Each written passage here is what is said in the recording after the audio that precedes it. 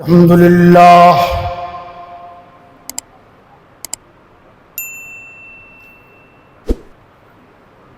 الحمد لله وحده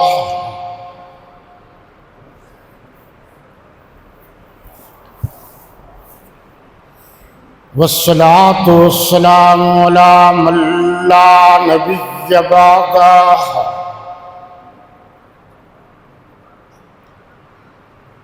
لا نبي بعده ولا نبوة بعده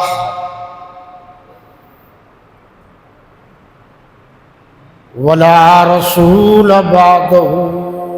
ولا رسالة بعده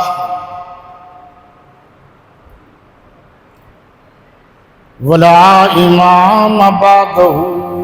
ولا معصوم بعده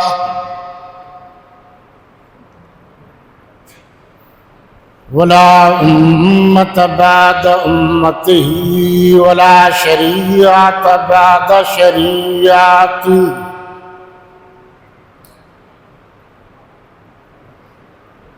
ولا كتاب بعد كتاب الله إلى يوم القيامة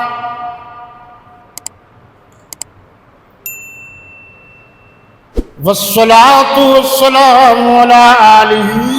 وأصحابه الطيبين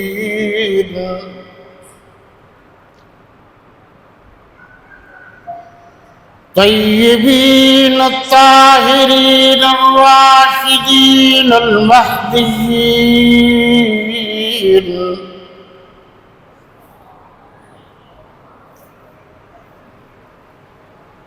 وعلى أزواجه وبناته وذرياته وأتباعه أجمعين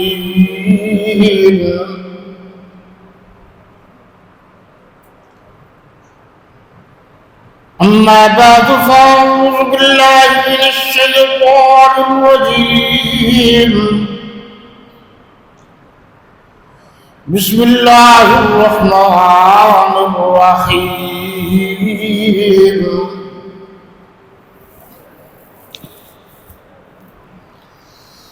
يا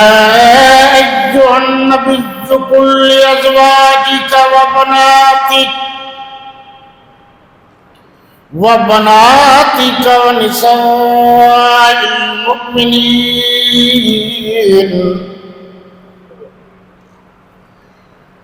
يدنين عليهن من جلابيبهن ذلك أدنى أن يعرفن فلا يؤذين وكان الله غفورا رحيما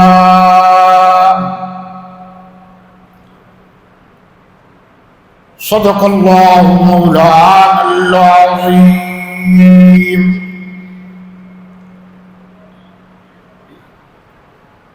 اللهم صل على محمد النبي الأمي وعلى آله وبارك وسلم تسليما كثيرا كثيرا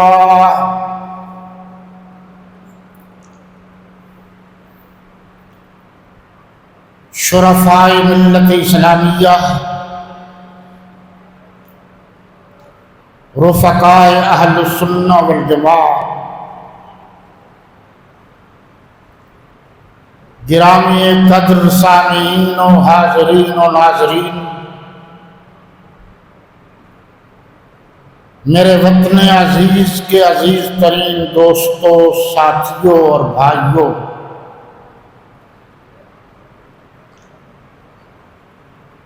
جامع مسجد تقوی عزیز ہوٹل ملتان پاکستان کے غیور و جسور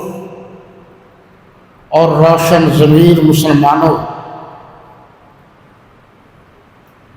میں نے آپ حضرات کے سامنے سورہ الاحزاب آیت نمبر 59 تلاوت کرنے کا اعزاز اور شرف حاصل کیا ہے،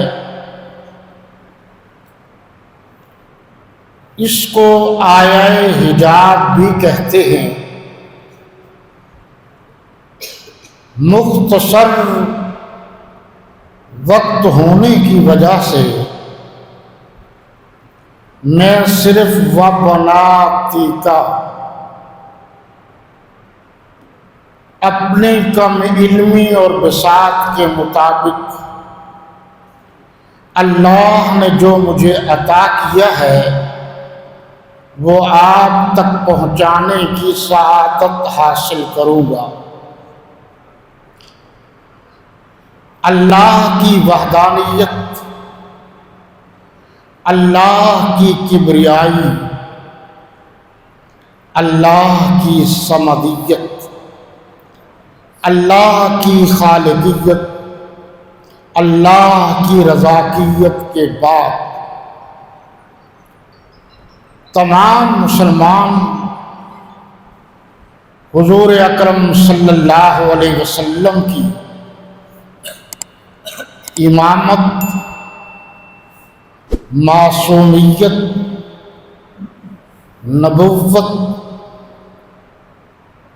اور ختم نبوت کا برملا اظہار کرتے ہیں۔ ان کے بعد خاندان نبوت کا ذکر ہوتا ہے۔ خاندان نبوت میں آپ کے داماد، آپ کی ازواج، آپ کی بنات کا خصوصی طور پر ذکر کیا جاتا ہے۔ آپ حضرات اچھی طرح جانتے ہیں کہ اللہ کے نبی تاجدار ختم نبوت حضور خاتم النبیین والمرسلین والمعصومین علیہ الصلاۃ والتسلیم نے 25 برس کی عمر میں جو سب سے پہلی شادی کی وہ ایک بیوہ سے کی۔ گویا اللہ کے نبی نے نبوت ملنے سے بھی پہلے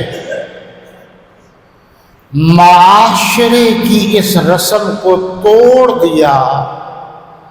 جس میں ایک بیوہ سے شادی کرنے کو جرم سمجھا جاتا تھا۔ آپ صلی اللہ علیہ وسلم کے 3 بیٹے تھے، طیب، طاہر، قاسم، عبداللہ، اور 4 بیٹیاں تھیں،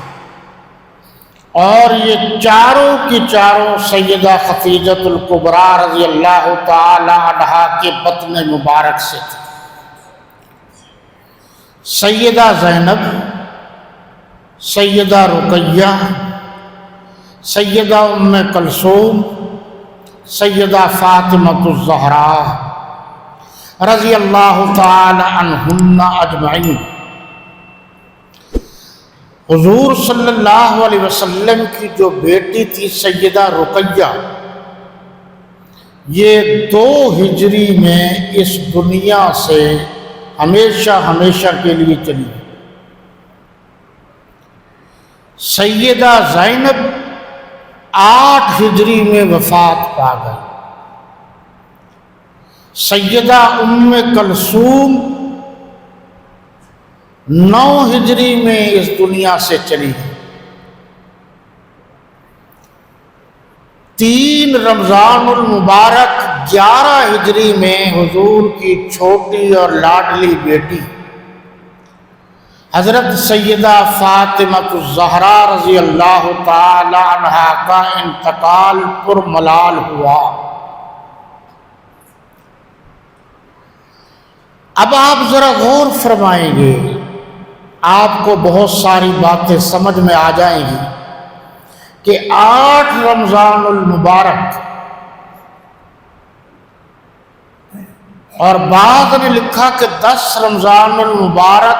8 ہجری کو یوم فتح مکہ ہے، اور یہ مباہلہ جس کا شور ہے وہ 10 ہجری میں لکھا ہے۔ تو 10 ہجری میں سوائے بی بی فاطمہ الزہرا کے اور اللہ کے نبی کی بیٹیاں تو اس دنیا میں تھی ہی نہیں، آتی کیسے؟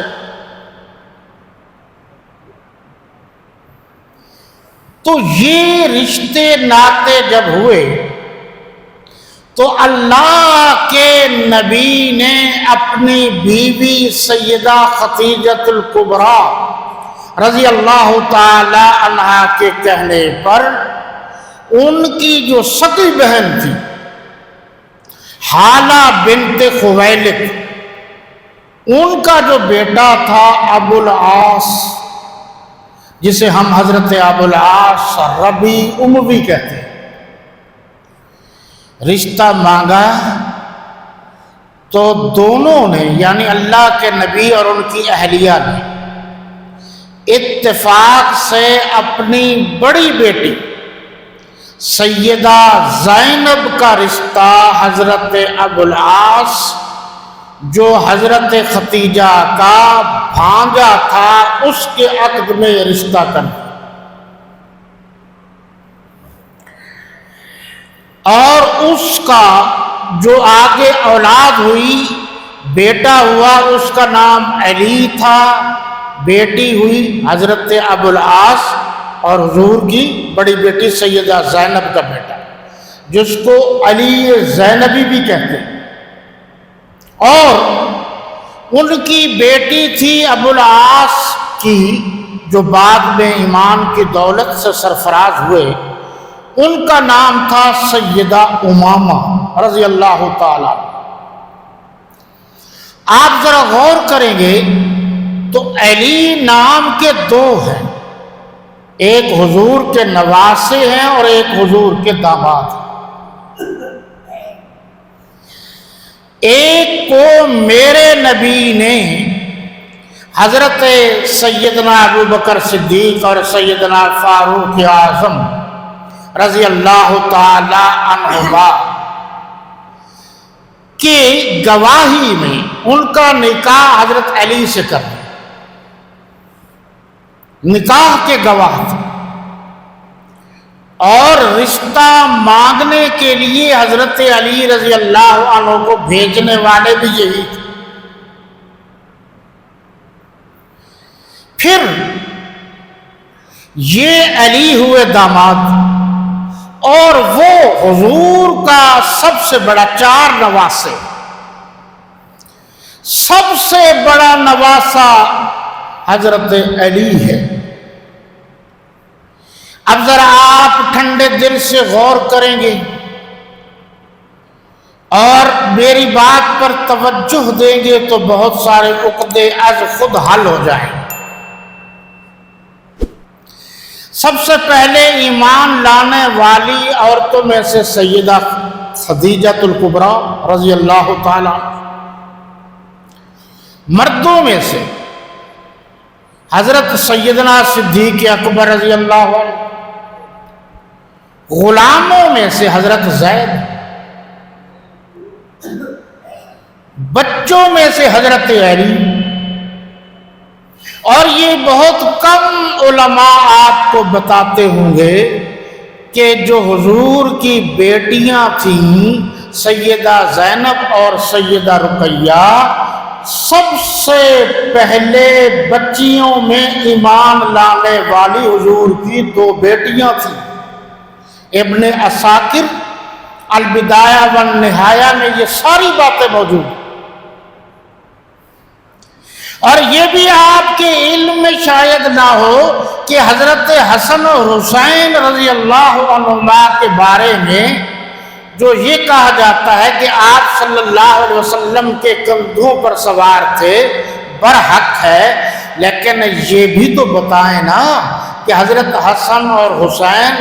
جس عورت کی گود میں سب سے زیادہ اپنی ماں کے علاوہ کھیلتے تھے وہ حضرت صدیق اکبر کی بیٹی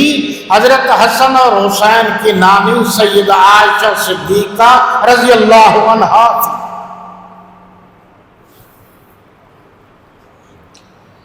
یہ آپ دیکھیے کہ حضرت علی المرتضیٰ رضی اللہ عنہ کی عمر مبارک جب انہوں نے کلمہ پڑھا تو 10 سال تھی۔ یہ میں آپ کو اتنی بڑی بات کر رہا ہوں، اگر آپ سوچتے رہیں گے تو بہت فائدہ ہو۔ یہ نبوت ملنے کے بعد آپ کی مکی زندگی 13 سال کی اور مدنی زندگی 10 سال کی ہے، کل 23 ہے، اور 40 سال میں نبوت ملی ہے تو کل عمر آپ کی 63 برس ہوئی۔ اب آپ بتائیے کہ 23 برس کل ہے اور فتح مکہ ہوا 8 ہجری کو، تو یہ عمر ہو گئی یعنی نبوت کے ملنے کے بعد آپ صلی اللہ علیہ وسلم کی 21 اور 40 یہ ہو گئی 61 برس۔ اور حضرت علی رضی اللہ عنہ نے جب ایمان لائے تو 10 برس تھی، 10 اور 13 آپ کی زندگی مکی، تو یہ آپ دیکھیں جی یہ ہو گئی 23 اور پھر یہ 8 ہجری یعنی 8 سال، تو یہ ہو گئی عمر 31 سال۔ حضرت علی رضی اللہ عنہ کی عمر مبارک 31 سال تھی اور رسالت پناہ صلی اللہ علیہ وسلم کی عمر مبارک 61 سال کی تھی۔ یہ کیسے ہو سکتا ہے کہ 31 سال کا نوجوان 61 سال بوڑھے کے کندھے پر سوار ہو کر بت توڑے؟ وہ یہ نہیں تھے، وہ حضور کے نواسا حضرت علی تھے جن کی عمر 6-7 سال تھی اور ان کے ہاتھ میں لکڑی دی گئی تھی اور وہ جو گھماتے جاتے تھے اور بت گرتے جاتے تھے۔ یار لوگوں نے لفظ علی سے فائدہ اٹھا، جو نواسا تھا وہاں داماد کھڑے کر دیا۔ اور قرآن نے بار بار کہا، پہلی بات تو قرآن نے یہ کی کہ اللہ کی مرضی کے بغیر جمیل الشیم شفیع الامم صاحب التاج والمعراج والبراق والعلم صاحب الجود والکرم معلم انسانیت مخبر انسانیت محسن انسانیت قائد انسانیت سید الانوار والتجلیات احسن البشر افضل البشر سید البشر خیر البشر صلی اللہ علیہ وسلم نے یہ سارے رشتے اور ناطے اللہ کی مرضی سے کیے۔ اور یہاں لفظ کشش کا جو آیا ہے، ایاک نعبد و ایاک نستعین،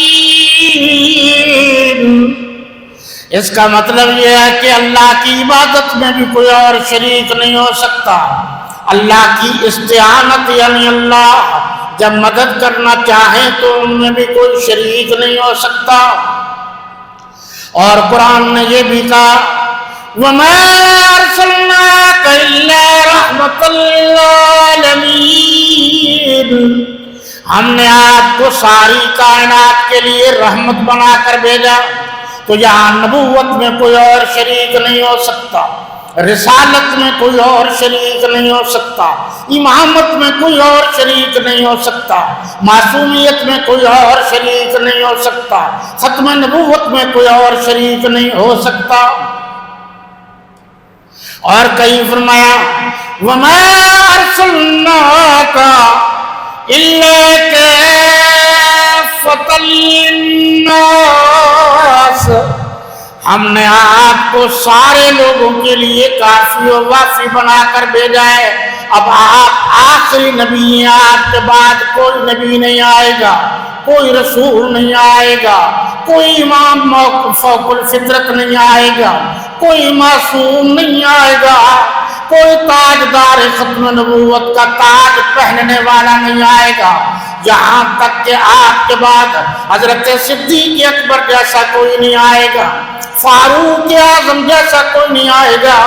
عثمان غنی جیسا کوئی نہیں آئے گا،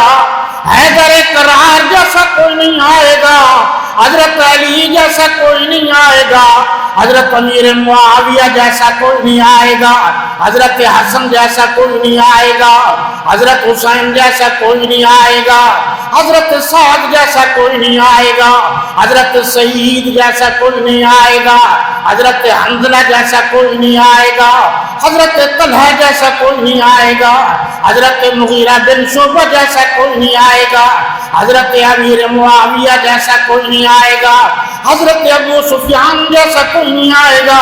حضرت وحشی بن حرب جیسا کوئی نہیں آئے گا۔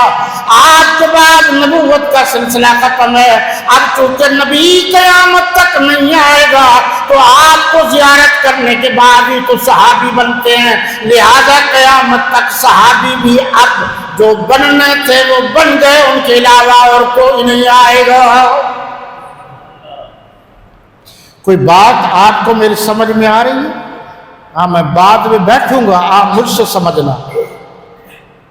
یہ نہ ہو کہ بعد میں آپ کہتے رہنا کہ مولوی نے یوں کر دیا یوں کر دیا، یہ بات غلط ہے۔ یہ تو چونکہ قاری انیل خان صاحب نے مجھے کہا تھا اس لیے میں نے یہ ٹاپک چھڑا۔ اب یہاں بھی کاف آ گیا، اب یہاں سورہ احزاب کی آیت نمبر 59 میں بھی آیا یا ایھا النبی قل لازواجک وبناتک ونساء المؤمنین۔ اب یہاں جو لفظ ہے بناتک، اس کا مطلب یہ ہے کہ اللہ کے نبی کی بیٹیاں کوئی کسی اور کی بیٹیاں میرے نبی کی بیٹیاں نہیں بن سکتی۔ صاحب جواہر القرآن حضرت شیخ القرآن مولانا غلام اللہ خان رحمۃ اللہ تعالی علیہ، وہ ہمارے استاد تھے، انہوں نے جلد نمبر 3 میں اس آیت کے تحت یہ لکھا ہے، اور آپ وقت نہیں ہے میں آپ کو گرامر میں لے جاؤں، 3 سے بنات شروع ہے، بنت نہیں ہے، اور میں نے جتنے بھی کھنگالی ہیں تفاسیر قرآن سب میں یہی معنی لکھا ہے، آپ کی بیٹیاں، آپ کی صاحبزادیاں۔ اب یہ اردو والا لفظ بھی جمع ہے، انہوں نے لکھا ہے اپنے اور بیگانے، حیات القلوب کا حوالہ بھی دیا ہے، اصول کافی کا بھی، اور تمام تاریخ کی کتابوں میں، مستند کتابوں میں یہی ہے کہ اللہ کے نبی کی 4 بیٹے۔ ذرا توجہ ہے مسلمانوں، آپ کہتے ہیں ہم بڑے پکے عقیدے کے ہیں، پتہ چل جائے گا۔ آپ بتائیے کہ اگر کوئی شخص قرآن کے زبر زیر جملے الحمد میں اللہ پڑھے اور کہے ہے ہی نہیں، حمد سے قرآن شروع ہوتا ہے، یہ درست ہے؟ غلط ہے نا؟ تو جو جان بوجھ کر کرے اور آپ اسے سمجھائیں کہ بھائی آپ یہ غلط پڑھ رہے ہیں، صحیح یہ ہے، پھر وہ دوبارہ غلط پڑے جان بوجھ کر تو اب کیا فتویٰ؟ قرآن نے کہا کہ اللہ کے نبی کی 4 بیٹیاں ہیں، حضور نے بھی 4 بیٹیوں کے رشتے ناطے کیے ہیں،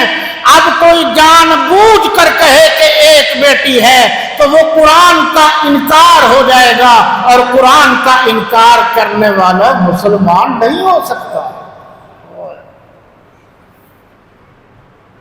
اور اگر میں بھی مفتی ہوں، میں اور حساب کا مفتی، اور اگر کوئی اپنے مرکز میں علم جان بوجھ کر جاننے کے باوجود وہ حضور کی ایک بیٹی کا نام لیتا ہے تو وہ گمراہ ہے۔ یا ایھا النبی قل لازواجک وبناتک ونساء المؤمنین، یہ جو لوگ کہتے ہیں اور روحانی، یہ آگے نساء المؤمنین کا قرآن نے لفظی علیحدہ استعمال کیا۔ اللہ کے نبی صلی اللہ علیہ وسلم کا ناراض نہ ہونا، جو ہار گم ہو گیا تھا، جو گود میں کھیلتی تھی، جو کندھے پر کھیلتی تھی، حضرت حسن حسین کے علاوہ وہ سیدہ امامہ تھی، وہ حضور کی بڑی نواسی تھی، اور یہ حضرت علی یہ حضور کا بڑا نواسا تھا، یہ بھائی تھا، وہ بہن تھی۔ اور آپ کو علم الفاطمۃ بذات منی فمن اغضبها اغضبنی فمن احبها فقد احبنی، آپ صلی اللہ علیہ وسلم نے فرمایا فاطمہ میرے جگر کا ٹکڑا ہے، جو اس کو راضی رکھے گا وہ مجھے راضی رکھے گا، جو اس کو ناراض کرے گا وہ مجھے ناراض کرے گا۔ آپ صلی اللہ علیہ وسلم نے فرمایا انا مدینۃ العلم وابو بکر اساسها وعمر جدارها وعثمان سقفها وعلی بابها، آپ نے فرمایا میں علم کا شہر ہوں، حضرت ابو بکر صدیق اس کی دیواریں ہیں، حضرت عمر رضی اللہ تعالیٰ عنہ دیواریں، اور حضرت صدیق اکبر بنیاد ہیں، حضرت عثمان غنی چھت ہیں، اور حضرت علی المرتضیٰ اس کا دروازہ ہیں۔ جو حدیث کو کاٹ دے، جان بوجھ کر 3 کا ذکر نہ کرے، 1 کا ذکر کرے، میرے نبی کے فرمان کی خلاف ورزی ہے، اور نبی کے فرمان کی خلاف ورزی کرنے والا اچھا انسان نہیں ہوتا۔ کیا کرتے ہو؟ اپنی مرضی سے عقیدے نہ بناؤ، اللہ رسول کی مرضی کے مطابق جو عقیدہ ہے وہ اپناؤ۔ کیا حضرت بی بی فاطمہ الزہرا رضی اللہ تعالی عنہا نے یہ نہیں فرمایا تھا آخری وقت میں جب حضرت علی رضی اللہ تعالیٰ عنہ کی آنکھوں سے آنسو آ گئے تو بی بی صاحبہ نے فرمایا میرے سرتاج میرے خامد کیا بات ہو گئی؟ حضرت علی المرتضیٰ نے فرمایا آپ جیسی فرما بردار عورت مجھے نہیں ملے گی۔ تو سیدہ نے فرمایا علی المرتضیٰ میرے دنیا سے چلے جانے کے بعد وہ جو میری بڑی بہن ہے سیدہ زینب، وہ جو میری بھانجی ہے جس کا نام ہے سیدہ امامہ، تم ان سے رشتہ کر لینا، انشاءاللہ وہ بھی میری طرح خدمت گزار ہوگی۔ حضرت ابوالعاص کی بیٹی حضرت سیدہ زینب کی بیٹی سیدہ امامہ کا نکاح حضرت علی المرتضیٰ سے ہوا۔ آج بھی جو 9 بیویاں اٹھاؤ نا سائنس گوگل وغیرہ کو، 5ویں نمبر پر جس بیوی کا نام ہے وہ ہے سیدہ امامہ، وہ حضرت ابوالعاص کی بیٹی ہے، وہ حضرت سیدہ زینب کی بیٹی ہے، وہ حضور صلی اللہ علیہ وسلم کی بڑی نواسی ہے۔ اللہ سے ڈرو، نبی کے خاندان کو چھوڑ دو گے تو باقی بچے گا کیا؟ یہ حضور کا خاندان نہیں ہے، ویسے تو قرآن نے بھی کہا وَقَرْنَ فِي بُيُوتِكُنَّ وَلَا تَبَرَّجْنَ تَبَرُّجَ الْجَاهِلِيَّةِ الْأُولَىٰ وَأَقِمْنَ الصَّلَاةَ وَآتِينَ الزَّكَاةَ وَأَطِيعْنَ اللَّهَ وَرَسُولَهُ إِنَّمَا يُرِيدُ اللَّهُ لِيُذْهِبَ عَنكُمُ الرِّجْسَ أَهْلَ الْبَيْتِ وَيُطَهِّرَكُمْ تَطْهِيرًا۔ بس وقت ختم ہوتا ہے، آئندہ جب حاضری ہوگی